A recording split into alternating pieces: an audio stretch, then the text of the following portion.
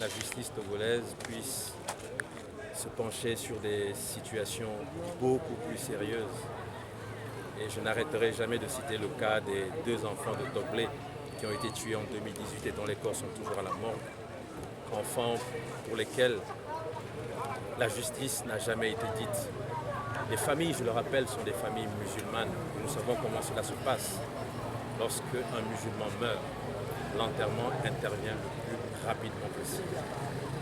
Et ces familles ont souhaité que justice soit faite. Depuis 2018, les corps sont à la morgue, les 2 enfants, leurs corps sont à la morgue, en attente de la justice, en attente du droit. Les personnes chargées des investigations n'ont pas pris le temps pour investiguer, dénicher les coupables, les présenter au procureur. Ces personnes, tout bonnement, s'asseyent pour regarder sur TikTok ce que les jeunes disent. On marche sur la tête. Au Togo, on est en train de marcher sur la tête. Notre pays est malade, la justice togolaise est malade et la 5e République laisse vraiment interrogatoire. Je demande aux autorités de recouvrer raison.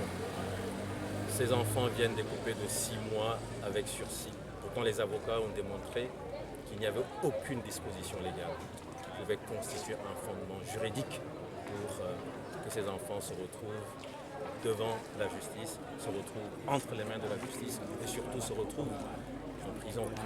Nous connaissons les conditions de détention dans notre pays. Ce sont des conditions exécrables. Et comment pouvons-nous comprendre que pour une vidéo où on exprime des opinions, on finisse par se retrouver dans ces conditions d'incarcération, on finisse par se retrouver parmi les délinquants, les grands délinquants. Voilà donc une situation qu'on ne comprend pas, on ne sait plus ce qui se passe. On a le sentiment que chaque jour nous apporte son lot d'incompréhension, d'injustice. En tout cas, nous allons continuer. Quand je dis nous, je pense à la société civile, je pense également aux citoyens de ce pays. Nous allons continuer notre travail de sensibilisation, d'éveil des consciences, pour que progressivement, nous comprenions qu'à un moment donné, il faudra que nous tous ensemble, nous puissions nous lever pour mettre fin à cette façon de gouverner le Togo.